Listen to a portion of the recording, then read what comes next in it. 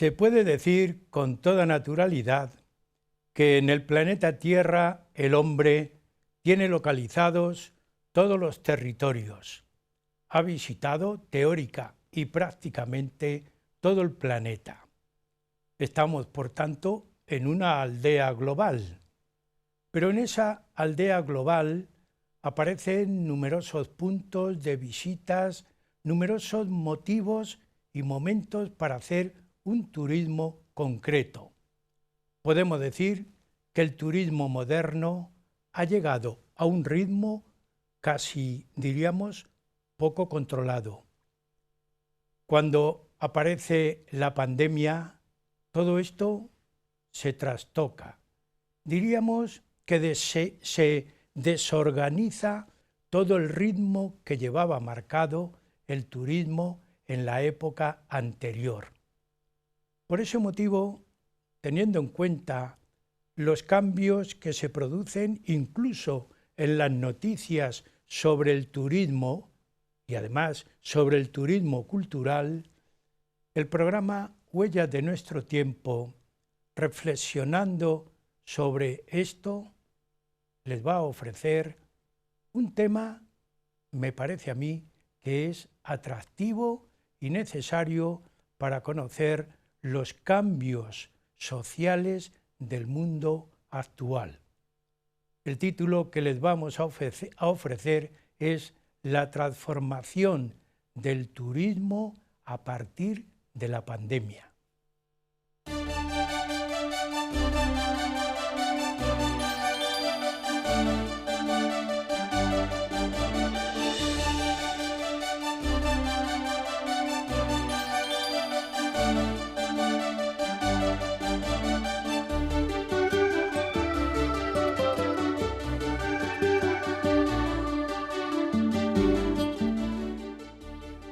El programa Huellas de nuestro tiempo está hoy de turismo. ¡Qué bien!, dirán ustedes. Utilizamos hoy grandes medios técnicos. Algunos de ellos nos desbordan. Y algunos de esos medios técnicos, a través de Internet, colapsan el turismo en algunos lugares y en algunas ciudades, fundamentalmente aquellas ciudades que son consideradas patrimonio de la humanidad y que de pronto se encuentran desbordadas. El turismo ha merecido el estudio en el programa, pero también el turismo nos hace pensar que es necesario proteger ciudades, lugares, puntos importantes del planeta, porque cada vez todo está más colapsado. Para tratar el tema, para estudiar este tema, para exponer el tema a ustedes, tenemos en el estudio siempre a un invitado especialista. En este caso se trata de don Ignacio Ruiz Guerra, que está con nosotros en el estudio, por supuesto, y al que damos la bienvenida. Te agradezco que hayas respondido favorablemente, como siempre es tu actitud y tu comportamiento, a participar en el programa. Estamos deseosos de tratar este tema, porque es un tema actual, muy candente, aparentemente nuevo y es antiguo, conjuga todo, y deseamos que tú nos aclares este cambio de conceptos que aparecen en el turismo. Así que, amigos, don Ignacio Ruiz Guerra es doctor en Económicas, licenciado en Humanidades, diplomado en Turismo y es profesor en activo de la Facultad de Comercio y Turismo de la Universidad de Madrid, de la Universidad Complutense de Madrid. Con este planteamiento y esta presentación nos está llamando el turismo de toda clase. Yo preguntaría a nuestro invitado. Cuando hablamos de turismo, aparecen muchas ideas que poco a poco te vamos a ir preguntando. Antes de la pandemia se desbordó. Es como si hubiéramos, vulgarmente dicho, se abren todas las compuertas de las ciudades, de los países, de todas las ciudades, y todos los habitantes van a conocer la aldea global. ¿Qué ocurre antes de la pandemia? ¿Qué se mejora? ¿Qué propicia toda esta explosión? Porque yo comentaba antes, cuando a través de Internet buscas un sitio, ya todo está completo. ¿Qué ocurría? ¿Qué favoreció y qué propició este gran ritmo de turismo? Pues Andrés, en primer lugar, muchísimas gracias por la invitación. Para mí es una satisfacción el volver a estar aquí en este estudio contigo para hablar de un tema, como tú dices, candente. Candente porque tras la pandemia lo que nos ha ocurrido es que queríamos salir. Teníamos deseo de volver a tener contacto con otros lugares, otros paisajes, otras personas, otras culturas, aunque todavía no hemos retomado ese ritmo. Pues efectivamente, como dices Andrés, íbamos muy deprisa y eso provocaba que aquellos lugares que no estaban preparados pues tenían una situación difícil, pero es que íbamos tan deprisa que incluso las instituciones que se encargan de la planificación, la gestión, la investigación sobre el sector turístico también se veían desbordadas por la realidad. La OMT, la Organización Mundial de Turismo, en un estudio que presentó en el año 2015, ya hablaba que las previsiones que tenía que haber para el año 2030 suponían que íbamos a estar por en torno de los 1.600 millones de turistas internacionales por el mundo moviéndose. A todo esto, teniendo en cuenta que hay mucha población que no tiene capacidad para poder viajar, teniendo en cuenta las limitaciones que hay muchos países superpoblados que no tienen esas condiciones de viajar, pero países como China tiene varios cientos de miles de personas que son millonarios de $1.000.000. Y si empezasen a moverse todas esas personas, es lo que nos ha ocurrido. Que en el año 2018 íbamos 200 millones de turistas internacionales por encima de la previsión, lo que presuponía que para el año 2020 íbamos a tener incluso 300 y 400 millones por encima de lo previsto. A nosotros como destino, España, nos vino muy bien, porque nosotros estábamos en el top 2 de turistas internacionales, estábamos de los países que existían o que compiten a ver quién es el que va por delante en esta estadística que suele ser bastante peyorativa de yo tengo más que tú, sí, o tú tienes menos que yo, pues nos ocurría que íbamos los segundos a nivel mundial.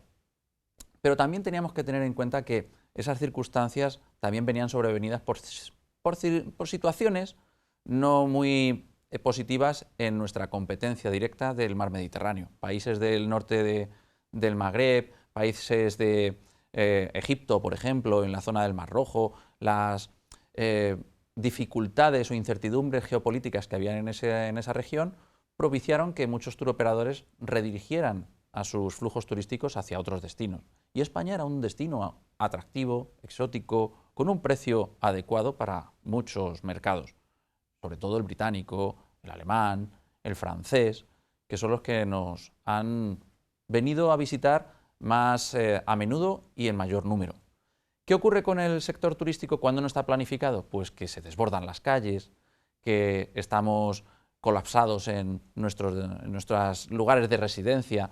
Destinos que tienen una orografía difícil, pues se pueden encontrar como la imagen, colas y colapso en el Everest, porque había tanta gente que quería subir al Everest, porque ahora es tan fácil, te pones una mochila con tu botella de oxígeno, con 2 sherpas y te acompañaban por allí, y nos encontrábamos con que en el 2019 el Everest eso era como la Gran Vía ahora en Navidad, o sea, imagínate, sí, sí. Y nos encontrábamos con esos colapsos y con esas...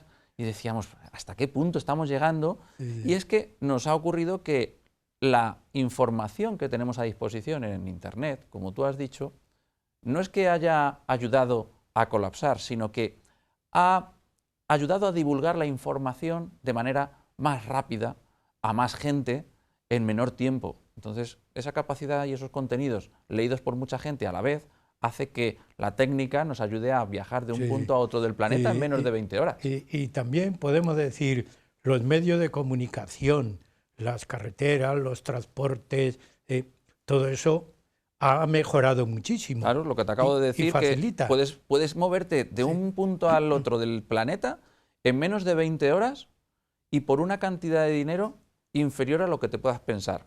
Ya no te supone hipotecarte, ya es que por menos de 3.000 dólares puedes estar moviéndote desde Singapur hasta Los Ángeles. Y no hace falta que el avión haga una escala para repostar. Sí. O sea, imagínate, estar 20 horas metido en un avión, cuando hay veces que personas no pueden estar sentados en un autobús durante más de media hora porque tienen problemas de claustrofobia. Pero la técnica, los avances en ingeniería, los avances en tecnología, la eficiencia de esa tecnología para emitir menos huella de CO2, por ejemplo, nos permiten ser ahora más rápidos y poder llegar a llegar más lejos. Sí. Hay una idea que a mí me atrae desde el punto de vista de espectador. Es verdad que se ha mejorado la imagen del turismo y del turista, porque por ahí yo tengo mucho que decir. Es Vamos verdad. A ver. Si tenemos en cuenta la definición más manida del turista, que es aquella persona que pernocta al menos una noche y menos de un año fuera de su lugar habitual de residencia, pues por lo menos ya podemos tener un perfil. Y ese perfil pues puede pernoctar en múltiples lugares. ¿Qué nos ocurre? Pues que en muchas ocasiones el residente de esos lugares colapsados ve al turista de manera, digamos, con cierta animadversión, porque no le permite hacer normalmente su vida, le impide el poder llevar a cabo su calidad de vida como esperaba. Ojo, que el turista visita esa ciudad porque quiere tener la experiencia de vivir en ese lugar. Por ejemplo, se ha puesto de moda el glamping, el poder ir al paisaje, a vivir la naturaleza, pero sin perder las comodidades del lujo y el glamour que puede tener una caravana bien montada, bien preparada. Pero cuando nos hemos dado cuenta de que todo esto iba tan deprisa, de que íbamos y que todos queríamos viajar, nos hemos encontrado que cuando ocurre algo como algo tan diminuto, tan microscópico como un coronavirus, pues somos muy sensibles a ese cambio. Tan sensibles en ese cambio que hemos visto que las economías mundiales han sufrido mucho. Ten en cuenta, Andrés, que la economía española, por poner nuestro ejemplo, hemos perdido un porcentaje muy alto de nuestro PIB porque el turismo es una disciplina transversal. Tiene que ver con todo. Tiene que ver con las infraestructuras, tiene que ver con los transportes, tiene que ver con los alojamientos, con la planificación, tiene que ver, por ejemplo, con los proveedores de materias primas de productos agroalimentarios para poder alimentar a esos turistas que visitan un destino. En el momento en el que no hay turistas, no hay compra de productos, no hay una cadena productiva que tenga funcionamiento. Y eso provocó una serie de escenarios cuando llegó la pandemia, cuando estábamos encerrados en el confinamiento, que las instituciones presuponían que podíamos tener diferentes escenarios en función de cómo iban a ser las desescaladas famosas. Si te acuerdas cuando hablábamos de las desescaladas en el 2020, que si en mayo nos van a desescalar en junio, que si en junio nos van a desescalar en julio, pero no vamos a salir de aquí, pero sí que podemos movernos allí. Entonces, en esos escenarios había diferentes visionados sobre cómo íbamos a poder revertir esa situación catastrófica a la que habíamos llegado. Y nos encontramos con que, por ejemplo, aquí en España dejamos de producir 116.000 millones de euros en producción turística. Se pusieron en riesgo 918.000 empleos, lo que supuso que tenían que pasar a los famosos expedientes de regulación de empleo, los ERTEs, que poco a poco se han ido revirtiendo, pero todavía tenemos muchos hoteles cerrados porque no tienen suficiente mercado o porque su mercado pertenece a lugares que no pueden salir. Es decir, teníamos el problema ya en el 2020 del Brexit, pero es que eso unido a que con el Brexit ya necesitan un PCR para salir, un PCR para volver, todo eso encarece tanto el viaje que al final no se mueven de su país. Entonces esos escenarios nos han provocado que nos encontremos con destinos que antes estaban colapsados, con Sí. que las calles están vacías. Y esas qué- calles vacías, ¿qué hacemos con ellas? ¿Y qué le pasa a esas ciudades? Dos conceptos. A ver qué te parece. Por un lado, ¿qué le ocurre en todo este, diríamos, cambio que se está produciendo a las ciudades patrimonio de la humanidad? Por un lado. Pero por otro lado, el aspecto económico es importantísimo. La prueba está que si se queda colapsada una ciudad, toda la actividad se elimina y entonces la gente no puede subsistir. Pero ahí aparece una cuestión. ¿Qué se puede pensar sobre esos habitantes, por un lado? Y por otro lado, ¿qué le ocurre a esas ciudades que son patrimonio de la humanidad, pero muy dependientes del turismo? Habrá que pensar algo, ¿no? O mucho. Es más, es que hemos tenido 4 meses para pensar, que durante 4 meses de confinamiento tuvimos mucho tiempo para pensar, pero parece ser que es que no hemos pensado tanto, porque nos hemos encontrado con que en ese tiempo en el que nuestras ciudades estaban vacías, todo había colapsado, fue un buen momento para buscar soluciones a los problemas que teníamos anteriormente. Más que nada porque cuando saliéramos íbamos a volver a pensar que queríamos volver a esa situación. O por lo menos tratar de resolver aquellos problemas para no tener que volver a esa situación conflictiva de turista contra residente. ¿Qué podríamos hacer en estas ciudades patrimonio? Por ejemplo, otro sector que ha sufrido mucho en este tiempo de confinamiento ha sido el sector cultural.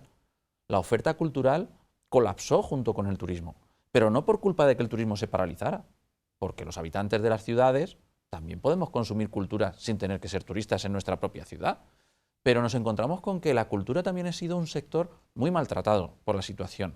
Muy maltratado porque esas medidas de apoyo para planificar la vía de la reversión de ese colapso han sido, si no minúsculas, nulas.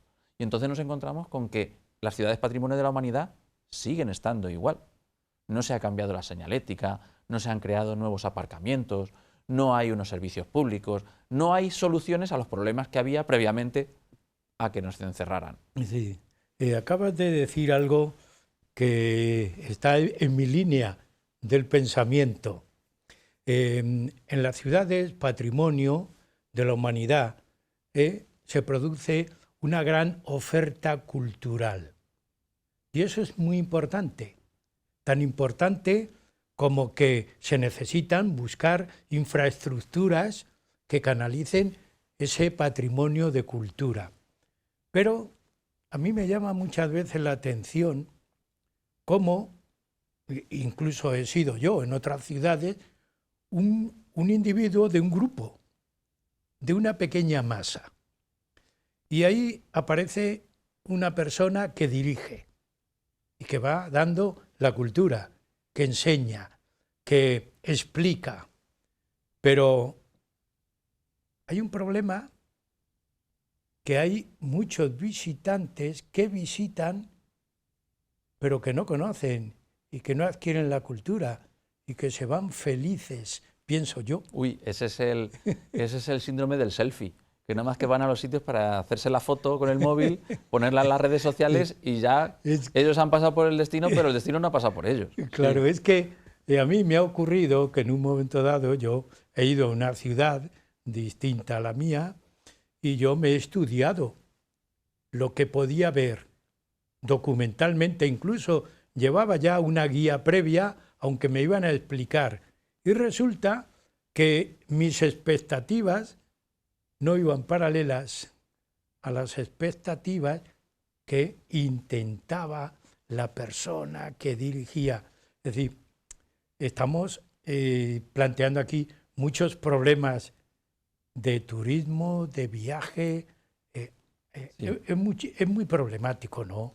Tú que eres Es profesor complejo, y es complejo. y que captas Como te he mucho dicho, estas ideas. Al ser un sector transversal, viene al caso la complejidad que eso tiene, en el que están involucrados transportes, alojamientos, servicios complementarios como pueden ser los guías oficiales, Sí. la oferta cultural. Ojo y cuidado porque muchas veces suele ser un poco polémico esto, pero ni toda la cultura es turística, ni todo el turismo es cultura. Que hay que diferenciar una cosa con la otra, porque hay muchos a ver destinos. cómo va eso. A ver. Claro, porque hay muchas opciones culturales que no tienen por qué ser atractivos turísticos para que venga gente de cualquier parte aquí a verlo. Es simplemente para consumo de los residentes. Por ejemplo, nuestro patrimonio está abierto para todos los turistas que nos quieran visitar. Pero ¿cuántos residentes de la ciudad de Toledo o de pueblos adyacentes o de nuestra provincia o de nuestra región no conocen las calles de Toledo o no conocen el patrimonio y la historia que puede tener Sigüenza o que pueda tener a lo mejor Ciudad Real o la propia Talavera de la Reina? O nos encontramos con que Albacete tiene una vida de ocio y cultura muy activa y no conocemos. O ¿quién no conoce los pueblos de la Sierra de la Alcarria en Guadalajara? Pero claro, es que hay muchas ocasiones en las que confundimos lo de la cultura y el turismo. Porque no tienes por qué ir a un destino solo para hacer consumo de oferta cultural. Puedes tener una oferta cultural de suficiente calidad como para que se convierta en un referente y te atraiga y genere ese foco por el que muchos visitantes quieran estar aquí. Tú imagínate cómo está Toledo en el Corpus Christi. Pero el Corpus Christi no tiene un significado turístico. Tiene un significado religioso en el que Toledo se engalana para que salga el Santísimo por nuestras calles. Pero, por ejemplo, la pérdida de identidad del Corpus poniendo las calles entoldadas de luces en Navidad, yo todavía, por ejemplo, no lo entiendo. Entonces desnaturalizamos nuestra cultura. La culturización que decían y la disneyización que dicen muchos autores del ámbito turístico. Nos encontramos con que hay muchos destinos que tienen una oferta mucho más amplia, por ejemplo, para poder conocer nuestra senda del río. Y qué desconocido que es nuestro río. Y vivimos a espaldas de él. Y qué descuidado lo tenemos. Y vivimos a espaldas de él. O sea que lo del tema del patrimonio cultural siempre hay que tenerlo por la complejidad que tiene también su cuidado, su conservación. Y ojo, que el turismo, igual que tiene cosas buenas, y estamos contando buenas y malas, también tiene cosas malas, pero hay lugares que, si no fuera por el turismo o por la adecuación, conservación, uso que se le da por darle un uso turístico, de la manera que sea, se ha conseguido que un patrimonio se mantenga, se cuide, se conserve y que nuestros sucesores, nuestros hijos, nuestros nietos, lo puedan reconocer, conocer, estudiar y disfrutar. Si no fuera por eso, pues nos encontramos con que efectos de la desamortización, como tú bien sabes, cuánto patrimonio religioso se ha perdido en el mundo rural porque la desamortización echó a las diferentes comunidades religiosas y se convirtieron en granjas, conventos, monasterios, góticos, renacentistas, que se echaron a perder porque había que quitárselo a la Iglesia. Y en cambio, la Iglesia le daba un uso. Claro, ¿ahora cómo lo recuperas? ¿Cómo recuperas ese patrimonio si, por ejemplo, aquí que tenemos los conventos de nuestras monjas, que muchos de ellos están quedándose sin suficiente vocaciones para poder estar allí, para seguir dándole uso, para su función? ¿Qué ocurre si lo cerramos? Si no tiene uso, se echa a perder ese patrimonio. Por lo tanto, esa cultura se perdería, esa tradición, esa historia, ese arte que está ahí guardado, esos tesoros, se echarían a perder. Estamos muy al final de la primera parte del programa, pero solamente como un pequeño matiz que después continuaremos. Todo esto es para pensar, repensar, programar, planificar, todos los términos que se quieran, porque, por un lado, hay que conservar todo ese patrimonio, pero por otro lado, hay que decir qué legado vamos a dejar para siglos futuros. Son cuestiones, una pincelada nada más. Una pincelada sobre un término que se utiliza ahora mucho, pero no se conoce su significado, la sostenibilidad, que puede ser medioambiental, que puede ser económica y que puede ser social, en el que siempre involucramos el mantenimiento, el cuidado, la conservación, para que los que nos sucedan puedan disfrutar de las mismas condiciones que hemos tenido nosotros o mejores. Entonces, el término de sostenibilidad hay que tenerlo muy en cuenta. ¿Por qué? Porque resulta que la sostenibilidad hueca rellena mucho. Pero cuando tú escarbas en qué buscamos con la sostenibilidad, estamos buscando con mantener nuestros paisajes, con cuidarlo, con mantener el clima, que no crezca las diferentes dificultades climatológicas que estamos viendo.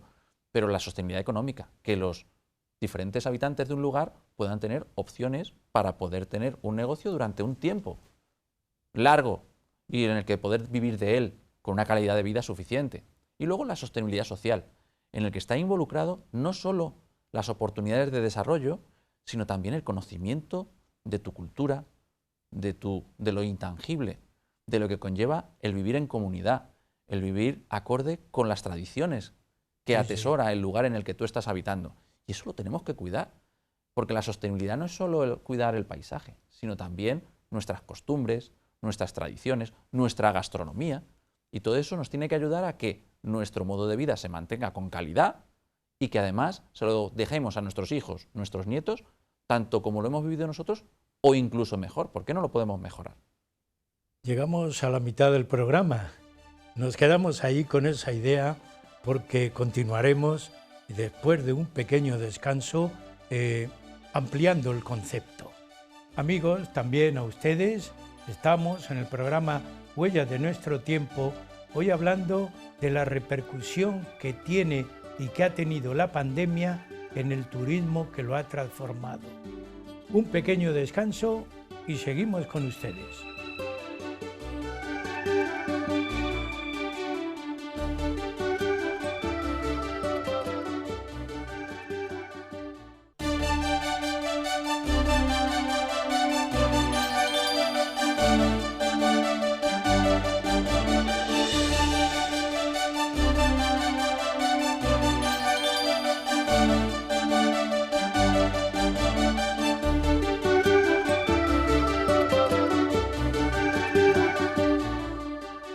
Continuamos en el programa Huellas de nuestro tiempo, que hoy estamos hablando del sector turístico y la transformación que ha sufrido por la pandemia. Continúa con nosotros en el estudio don Ignacio Ruiz Guerra, que nos ha hecho una panorámica general de cómo estaba el turismo y hacia dónde iba a ir, pero la pandemia le ha transformado. Podríamos decir hay una transfiguración, pero terminó la primera parte con un término que a mí me parece que, además de ser aclaratorio, la sostenibilidad es necesario para decir a dónde y por dónde tiene que ir la pandemia. Bueno, la pandemia tiene que ir a desaparecer, Bien. Pero el sector turístico tenemos que intentar que vaya a un lugar en el que la sostenibilidad forme parte de su ADN. Otro término que últimamente se ha utilizado mucho ha sido el de la resiliencia, que hay mucha gente que no sabe qué significa. Pero terminologías huecas no nos sirven, rellenan muchos espacios, muchos debates, mucha rumorología e interpretaciones sobre terminología que hay personas que no entienden o que no quieren conocer el concepto en su totalidad. El sector turístico es resiliente porque es capaz de volver a levantarse cada vez que ha tenido una gran crisis, porque ha sufrido la crisis del 11S, porque ha sufrido la crisis del petróleo, porque ha sufrido la crisis del Yom Kippur, porque ha sufrido ahora la pandemia. Pero el sector turístico siempre se ha rehecho, siempre se ha vuelto a levantar y ha vuelto a rehacer ese camino que habían dado y además con mayor vigor, con mayor fuerza. Por ejemplo, la sostenibilidad tiene que ser aquel elemento o concepto que entre dentro del ADN de cualquier persona que se dedique al sector turístico, cualquier tipología y cualquier sector al que se dedique y tenga que ver con el turismo. ¿Por qué? Porque en el momento en el que el turismo se convierte en algo negativo, su propia sostenibilidad está en riesgo, la sostenibilidad de la propia persona, porque pierde su trabajo o porque pierde su vía de desarrollo o bien porque lo de alrededor desaparece. Hay sectores productivos que cuando han tenido una crisis, pues cuando hemos vivido esas crisis, ese sector productivo se ha visto afectado. Por ejemplo, nosotros tuvimos el grave problema de la animadversión que existía con la turismofobia, muchos grupos de vecinos que se movilizaban contra las explotaciones turísticas de las ciudades, ante el colapso que decíamos anteriormente, porque no estaba planificado. Esos 4 meses que tuvimos de pensamiento, de reflexión, de confinamiento, para poder pensar, para poder reflexionar sobre lo que teníamos, nos llevó a que cuando nos reubicamos de nuevo, cuando la desescalada nos permitió salir, nos hemos encontrado con destinos como el de la imagen, con las playas vacías, o incluso poniendo horario para poder entrar en una playa. ¿Cuándo nos iban a decir a nosotros o a nuestros abuelos que la playa se iba a acotar por exceso de aforo? ¿Verdad? Sí, sí. Cuando hemos estado en playas muy llenas, en lugares muy llenos y abarrotados. Pero es que esto no ha acabado aún. Es que en este año que está terminando, en el 2021, que esperábamos que bueno, iba a ser un poquito más light, pues nos hemos encontrado que no ha sido tan light, que las empresas lo han pasado mal para llegar a fin de año. Nos encontramos con que, de nuevo, tenemos ahora un momento en el que está habiendo un repunte en los casos, en los contagios, por una nueva variante, pero es que esta a lo mejor no es la última y vuelve a haber otra variante dentro de unos meses o dentro de unos años, no lo sabemos. U otro coronavirus, u otra circunstancia. Y nos encontramos con que la situación es grave, pero nos tendremos que volver a levantar y nos adaptaremos. En el sector turístico tenemos esa capacidad de volvernos a levantar. Ahora, hay muchos que se han quedado por el camino, porque dentro del sector turístico nos encontramos con que todavía no hemos recuperado los niveles de afluencia imposible, porque hay países que no te permiten salir, porque hay muchas incertidumbres. El cliente, el turista, la incertidumbre es el peor consejero para viajar, y sobre todo que no te quieres ir lejos de tu casa. Entonces, la incertidumbre de la salud es uno de los elementos fundamentales para tomar una decisión de ponerte en camino, hacer un viaje.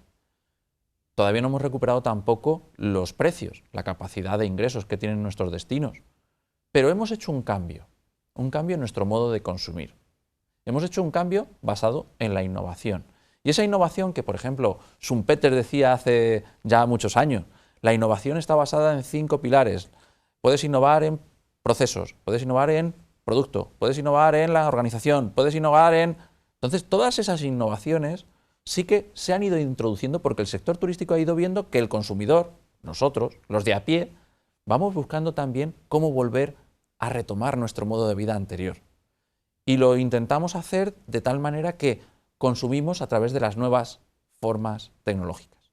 Ya no buscamos una agencia de viajes presencial de manera mayoritaria, pero buscamos una agencia de viajes en el móvil.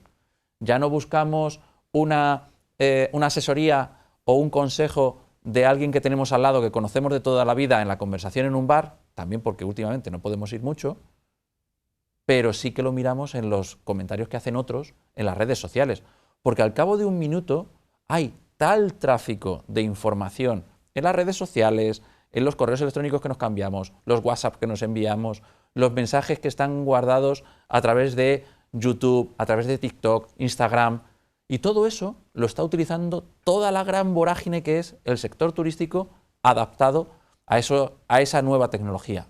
Esas TIC, esas tecnologías de la información y la comunicación, puestas al servicio del turismo, puestas al servicio de la generación de oportunidades de tener experiencias en lugares ajenos a tu lugar habitual de residencia. Hay una pregunta que es muy difícil, primero para mí de acotarla.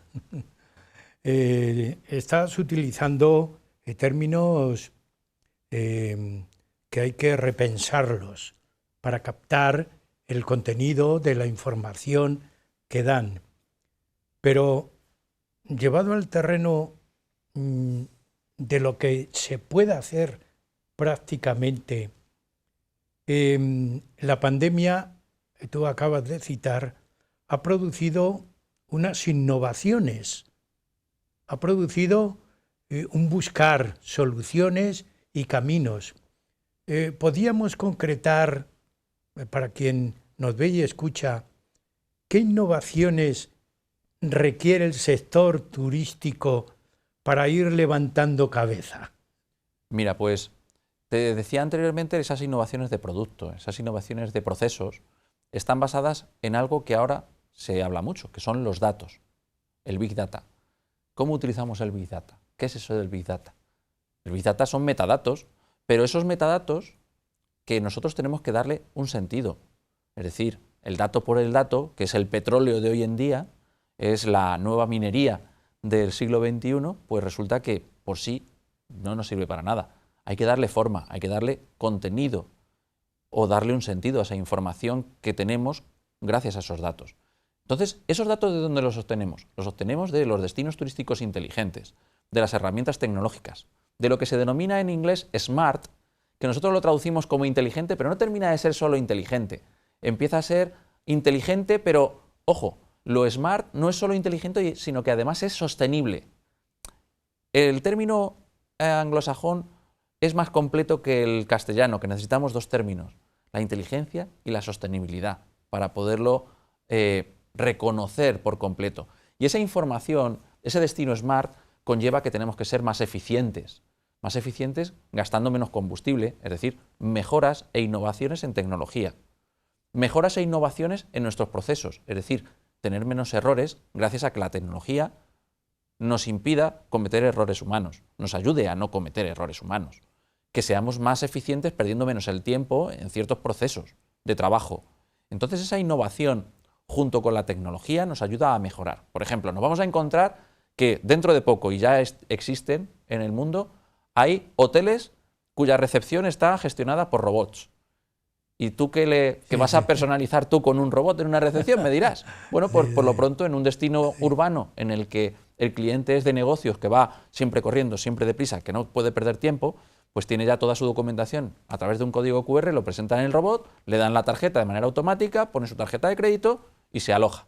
Y no pierde el tiempo dando su DNI, explicando que no quiere habitación de fumadores, que quiere habitación mirando al mar, etcétera, etcétera. Entonces, la innovación, estamos en un momento ahora en el que convivimos con una parte de futuro que ya es presente y con una parte tradicional en la que eso nos choca, porque todavía nos acordamos de las películas de 2001 Odisea en el espacio. Entonces, esos robots en los que estaba todo, pues sí, eso ya lo vamos a tener, ya existe. Es que aquí en España ya tenemos un hotel gestionado en su recepción por robots. Y eso es sostenible en el tiempo. Eso económicamente es más eficiente. Y eso, pues es hacia donde nos podemos encaminar. Ojo, el cliente, el turista, también exige que para sus viajes más largos, esos de turismo cultural a lugares ancestrales, necesita la ayuda de un profesional para poder gestionar un viaje que es muy complicado, es muy complejo. Y prefiero no meter la pata que me ayude otro. Entonces la tecnología nos ayuda, pero siempre hay un punto en el que la personalización, el contacto con otro ser humano que nos ayuda, las agencias de viaje online nos permiten ver cómo ha crecido el consumo. Para algo fácil, un hotel, pues ¿para qué voy a ir a un sitio a dar la lata a alguien en una agencia de viajes? Pues lo hago a través de mi móvil, en la comodidad de mi sillón, mientras que estoy viendo los anuncios de un programa de televisión y lo puedo conseguir yo. Pero para algo más complejo necesitan un profesional, necesitan alguien que está formado en turismo. Entonces, otra de las innovaciones es la formación, la capacitación del talento. Tú puedes tener el talento, pero si no está formado, no te sirve. Entonces, las facultades como la que yo imparto clase, lo que buscamos es formar para que estén preparados para poder atender a las diferentes incertidumbres que le pueda surgir a un cliente, para solucionarle los problemas, para que en su experiencia turística quede satisfecho, para que en su experiencia turística, además, se vaya feliz y luego lo cuente, a través de las redes sociales, a través de la tecnología. ¿Y cómo nos pueden encontrar los amigos de ese cliente que ha pasado por aquí y ha quedado satisfecho? A través de la tecnología, con su propio móvil, en la comodidad de su casa, en los anuncios, mientras que estaba viendo otro programa. Es decir, aquí nos estamos encontrando con dos grandes problemas: la lucha de la técnica y el hombre. Siempre aparece en todos los medios que yo investigo, estudio, trabajo, digo, yo nunca debo y puedo abandonar el concepto persona, el término persona, el ser persona, que es activo, que es el que programa, no le puedo separar, pero hay momentos, como tú has dicho, que el robot lo hace todo. y si surge un problema distinto, habría que acompañar al robot. ¿Cómo hacemos para configurar el Machine Learning? Por ejemplo, la inteligencia artificial, Sí. para que esos algoritmos puedan aprender de sí mismos sobre lo que va ocurriendo. Pues el Machine Learning es lo que se está implantando ahora en la tecnología para ir autocorrigiéndose. Entonces nos ponemos a pensar en las películas estas apocalípticas de las máquinas que quieren destruir al hombre porque ellas por sí solas quieren convivir, ¿no? Y el hombre es algo prescindible. Pues por eso he dicho anteriormente que la tecnología está puesta a nuestro servicio, a servicio del turismo y de las personas que disfrutamos del turismo. Es decir, un turista no va a verse desfavorecido por la tecnología. Al contrario, la tecnología le va a ayudar. Por ejemplo, la experiencia turística ahora se está buscando que sea ya, que comience incluso en el momento en el que está haciendo la compra. Cuando a ti te ponen unas gafas de realidad virtual para que tú te puedas hacer una inmersión en el lugar que tú vas a visitar y tú puedas hacerte un poco una idea de dónde te vas a mover, las vistas que vas a tener desde la ventana. Tú imagínate que estando aquí en Toledo, te ponen unas gafas de realidad virtual y te enseñan lo que vas a ver por la ventana. Enfrente tienes las pirámides de Gizeh. Pues claro, tú ya la experiencia, te están creando una expectativa de la experiencia que vas a tener antes de empezar a viajar. Entonces, ya estamos trabajando en esa, gracias a la innovación, gracias a la tecnología, puesta al servicio del turismo, es una ventaja. Luego podemos conseguir que los trámites sean más rápidos. Por ejemplo, se está probando ahora en el aeropuerto de Barcelona, en el Prat, que tú, en lugar de presentar tu tarjeta de embarque o para poder hacer el check-in de la maleta, simplemente con tu rostro, por reconocimiento facial, puedas acceder a un lugar, a tu plaza en tu avión y puedas hacer la facturación de tu maleta. Pero es que, por ejemplo, el reconocimiento facial se lleva haciendo en China desde hace más de 5 años. Una anécdota. Los lugares patrimonio visitables que había en China, junto con la entrada, cuando tú pasabas, te hacían el reconocimiento facial y entonces tú ya tenías acceso a todas las instalaciones dentro de ese lugar. Por ejemplo, sí, en el Templo del Cielo o, por ejemplo, la Gran Muralla. ¿Qué notaron? Pues que, por ejemplo, para poder acceder al baño, pues si tú habías presentado la entrada, tú tenías derecho a pasar al baño, al aseo. Pues como para poder acceder, tenían que cogerte el reconocimiento facial. Oye, pues ha bajado un 60% el gasto en papel higiénico en los baños de esos lugares. Es anecdótico, pero nos retraemos. Cuando nos vigilan, nos retraemos. Entonces la tecnología también es peligrosa. Muy curioso todo eso que estás hablando. Pero yo, que soy muy meticuloso, perdón, cuando hago un estudio o pienso en algo muy concreto, yo pienso en una localidad pequeña, en una ciudad pequeña, como modelo, porque lo que voy a plantear tiene distintos modelos. Un modelo, una ciudad pequeña. Hay unos responsables, lo mismo que del cuidado de las calles, del cuidado del turismo. Primero, según todo este planteamiento tecnológico maravilloso, universal, ¿qué debe hacer esa persona responsable? Pero es que a nivel nacional, tú has dicho, España ha sido considerada en el Mediterráneo como la segunda nación turística. Incluso en nuestros presupuestos generales es un elemento importante en nuestra economía. ¿Qué, si no consejos, algunos mensajes de forma general para el pequeño, pero también para el macronacional? ¿Cómo un especialista en turismo diría: usted debe dirigir su acción, su intervención de esta manera y usted debe hacerlo de esta otra, porque ese puesto segundo se le puede ir? Y en la economía sí que lo va a notar el presupuesto nacional. En esta última parte del programa, ¿cómo canalizar un poco esta inquietud mía. Pues mira, Andrés, es muy interesante porque en muchas ocasiones termina siendo la pregunta del millón. Y entonces, ¿cómo le ponemos esto cascabel al gato? Sí. En localidades pequeñas puede ocurrir que esto se convierta en un problema. Localidades, por ejemplo, Pedraza, que tenía una celebración la Noche de las Velas, tuvo que poner un numerus clausus, es decir, acotar la localidad para que no llegase más gente, porque se había hecho tan popular, tan famoso a través de las redes, que ya no cabían. Se generaban caravanas inmensas en torno a Pedraza y ya no cabía más gente. Entonces tuvieron que emitir entradas gratuitas para poder acceder a Pedraza el día de la celebración de la Noche de las Velas, por ejemplo. Entonces, pero se le echaba la culpa al turismo. El turismo, como te he dicho anteriormente, es aquel que duerme fuera de su casa. Estos no eran turistas, eran visitantes, que van, el síndrome del selfie, se echan la foto y se largan. ¿Cómo planificas eso? Una institución pequeña, una ciudad pequeña, como tú dices, es muy difícil que pueda llevar a cabo un control sobre esa capacidad de absorción de una localidad pequeña, es muy limitada.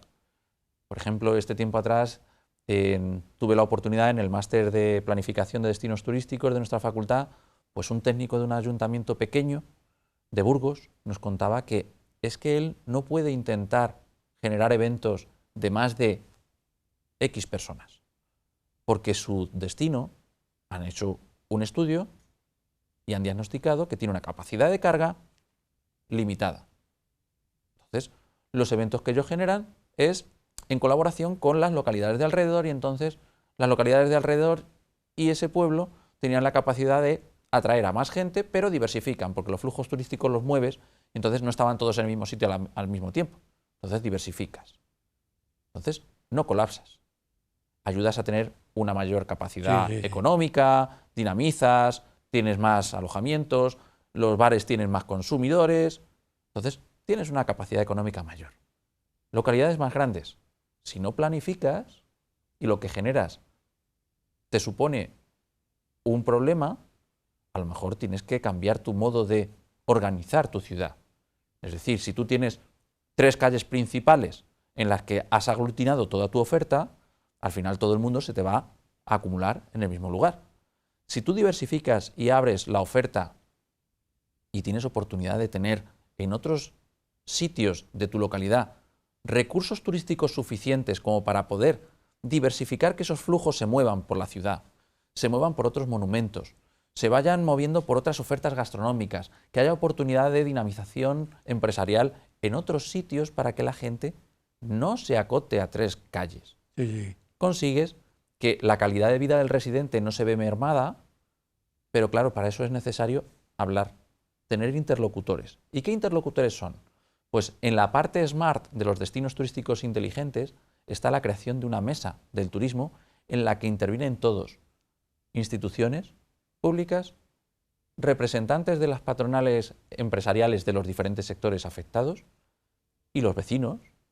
Y no solo los vecinos, sino también instituciones académicas que tienen una visión de diferentes ámbitos para poder mostrar lo que ellos han visto en sus investigaciones y ayudan, porque la información siempre ayuda en la toma de decisiones. Que la información no se tenga en cuenta supone que vas a tomar decisiones erradas. Y ese fallo, ese error, va a llevar al conflicto entre los diferentes colectivos. Unos que quieren producir más, otros que quieren vender más, otros que quieren vivir más a gusto cuando están más solos. Entonces, el turismo tiene que caminar sí o sí dentro de lo que hemos dicho antes de la sostenibilidad, dentro del diálogo entre los diferentes sectores. Y tiene que caminar siempre de la mano el político con el residente, que al fin y al cabo es el que le ha votado para ponerle ahí. Si tú luego no le escuchas cuando te está diciendo, oye, que estoy perdiendo calidad de vida, que estoy perdiendo oportunidades de desarrollo económico o porque mi empresa no funciona bien. Si tú, como representante, que es el que tiene en su mano la toma de decisiones, no tienes en cuenta toda esa información que está a tu alcance, al final supondrá un conflicto. Y ese conflicto vendrá en las elecciones porque ese político desaparecerá. Si no desaparece y mantiene la misma línea y sigue en el gobierno, pues nos encontraremos con que el conflicto o la pelota crecerá o ese residente que ve mermada su calidad se irá de ese destino, de ese lugar, a vivir a otro sitio en el que viva en paz. Sí. Y entonces eso te provoca despoblación. A nivel nacional, todo esto sería macrotratado. Efectivamente, macrotratado viene a tener en cuenta no solo las circunstancias de flujos turísticos, no solo tiene en cuenta, porque también en el tema de turismo, aquí en España es que tenemos 17 comunidades autónomas con sus legislaciones y sus competencias transferidas desde el Estado central.